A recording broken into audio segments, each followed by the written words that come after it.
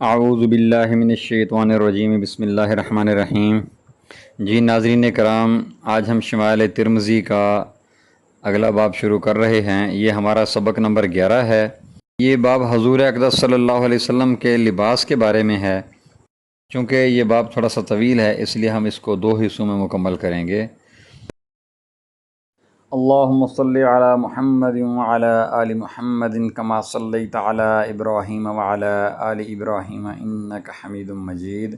اللہم بارک علی محمد وعلی آل محمد کما بارکت علی ابراہیم وعلی آل ابراہیم انک حمید مجید۔ بسم اللہ الرحمن الرحیم۔ حضور اقدس صلی اللہ علیہ وآلہ وسلم کے لباس کا ذکر۔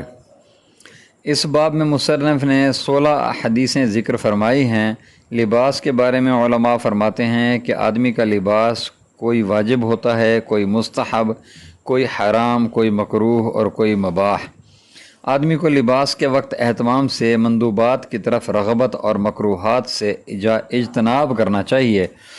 واجب وہ مقدار لباس ہے جس سے ستر عورت کیا جائے، اور مندوب وہ ہے جس کے پہننے کی شریعت میں ترغیب آئی ہو، جیسے عمدہ کپڑا عید بقرعید کے لیے اور سفید کپڑا جمعہ کے لیے۔ مکروہ وہ ہے جس کے نہ پہننے کی ترغیب آئی ہو، جیسے غنی کے لیے ہمیشہ پھٹے پرانے کپڑے پہننا۔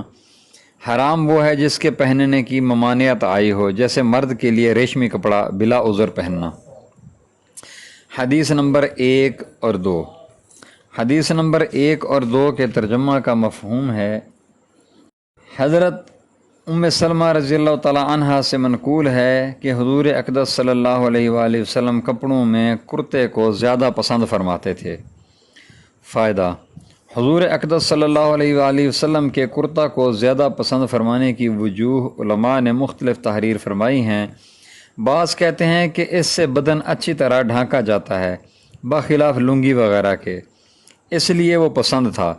بعض کہتے ہیں کہ کم ہونے اور بدن پر بوجھ نہ ہونے کی وجہ سے، بخلاف چادر وغیرہ کے۔ بعض کی رائے ہے کہ اس سے تکبر نہیں پیدا ہوتا، برخلاف بعض اور کپڑوں کے۔ بندہ ناچیز کے نزدیک اس کی وجہ بظاہر یہ ہے کہ کرتا میں ستر عورت بھی اچھی طرح سے ہو جاتا ہے، اور ساتھ ہی ساتھ تجمل اور زینت بھی اچھی ہو جاتی ہے، برخلاف اور کپڑوں کے کہ ان سے یا تجمل میں کمی رہے گی جیسے لنگی، یا ستر عورت میں جیسے چادر۔ اس باب کی 8ویں حدیث بظاہر اس حدیث کے مخالف ہے، اس کے ساتھ تطبیق اسی جگہ ذکر کی جائے گی۔ حدیث نمبر 3۔ حدیث نمبر 3 کے ترجمہ کا مفہوم ہے، ایسے ہی ام سلمہ رضی اللہ تعالی عنہ سے بعض لوگوں نے یہ بھی نقل کیا ہے کہ حضور اقدس صلی اللہ علیہ وآلہ وسلم کو پہننے کے لیے سب کپڑوں میں سے کرتا زیادہ پسند تھا۔ ملا علی قاری رحمۃ اللہ علیہ نے دمیات سے نقل کیا کہ حضور اقدس صلی اللہ علیہ وسلم کا کرتا سوت کا بنا ہوا تھا، جو زیادہ لمبا نہ تھا اور اس کی آستین بھی زیادہ نہ تھی۔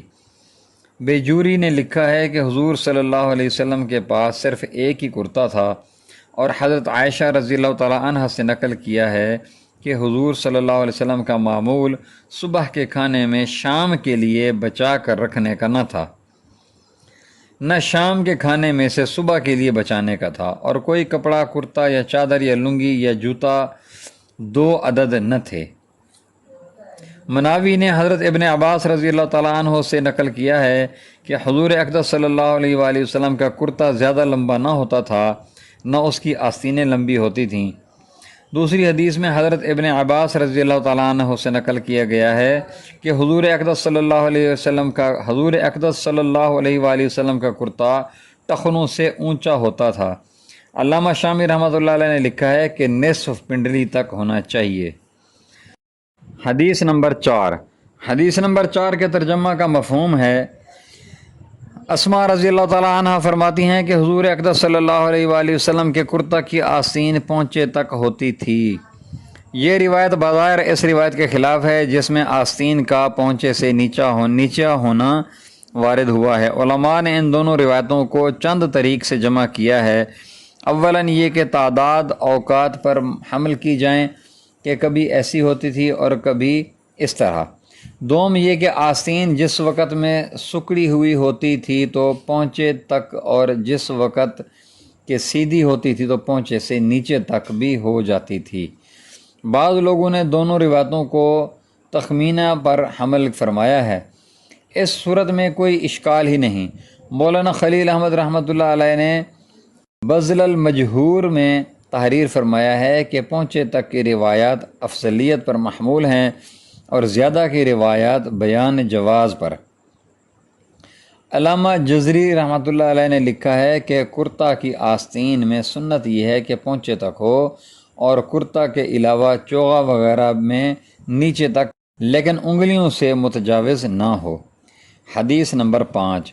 حدیث نمبر 5 کے ترجمہ کا مفہوم ہے، قرہ بن ایاس رضی اللہ تعالیٰ عنہ فرماتے ہیں کہ میں حضور اقدس صلی اللہ علیہ وآلہ وسلم کی خدمت میں قبیلہ مزینہ کی ایک جماعت کے ساتھ بیعت کے لیے حاضر ہوا تو حضور اقدس صلی اللہ علیہ وسلم کے کرتا کا تکمہ کھلا ہوا تھا۔ میں نے آپ کے گریبان میں ہاتھ ڈال کر تبرکاً مہر نبوت کو چھوا۔ فائدہ: ان کی حاضری جس وقت ہوئی تو نبی اکرم صلی اللہ علیہ وسلم کا گریبان کھلا ہوا تھا۔ اسی حالت میں ان کو زیارت ہوئی۔ محبت کا لازمہ ہے کہ محبوب کی ہر ادا دل میں کھپ جائے۔ عروہ جو اس حدیث کے راوی ہیں وہ کہتے ہیں کہ میں نے معاویہ رضی اللہ تعالیٰ عنہ کو اور ان کے بیٹے کو کبھی بھی گریبان کی گھنڈی لگائے نہیں دیکھا۔ گرمی ہو یا سردی ہمیشہ ان کی گھنڈیاں کھلی رہتی تھیں۔ ان حضرات کے اسی عشق کی بدولت آج نبی کریم صلی اللہ علیہ وسلم کی ایک ایک ادا امت کے پاس محفوظ ہے۔ حدیث نمبر 6۔ حدیث نمبر 6 کے ترجمہ کا مفہوم ہے، حضرت انس رضی اللہ تعالیٰ عنہ فرماتے ہیں کہ حضور اقدس صلی اللہ علیہ وآلہ وسلم حضرت اسامہ پر سہارا لگائے ہوئے مکان سے تشریف لائے۔ اس وقت حضور اقدس صلی اللہ علیہ وسلم پر ایک یمنی منقش کپڑا تھا جس میں حضور اقدس صلی اللہ علیہ وسلم لپٹے ہوئے تھے۔ پس حضور صلی اللہ علیہ وسلم نے باہر تشریف لا کر صحابہ رضی اللہ تعالیٰ عنہم کو نماز پڑھائی۔ یہ قصہ حضور اقدس صلی اللہ علیہ وسلم کی بیماری کا ہے، چنانچہ دارقطنی نے اس کی تصریح کی ہے۔ اس لیے حضور صلی اللہ علیہ وسلم نے حضرت اسامہ رضی اللہ تعالیٰ عنہ پر سہارا لگا رکھا تھا، اور غالب یہ ہے کہ مرض الوفات کا قصہ ہے کہ اس قسم کے واقعات اس میں پیش آئے۔ حضور اقدس صلی اللہ علیہ وسلم کے کسی چیز پر ٹیک لگانے کے باب میں بھی یہ حدیث آئے گی۔ اس حدیث کی سند کے متعلق ایک عجیب قصہ امام ترمذی رحمۃ اللہ علیہ نے نقل فرمایا ہے، جس سے حضرات محدثین رحمۃ اللہ علیہم اجمعین کا حدیث کے ساتھ شدت اشتیاق اور ان کی نگاہ میں دنیا کی بے ثباتی معلوم ہوتی ہے۔ محمد بن الفضل رحمۃ اللہ علیہ کہتے ہیں کہ یحییٰ بن معین رحمۃ اللہ علیہ جو علم حدیث کے بڑے جلیل القدر امام ہیں، حتیٰ کہ بعض علماء نے لکھا ہے کہ انہوں نے 10 لاکھ حدیثیں اپنے ہاتھ سے لکھی ہیں۔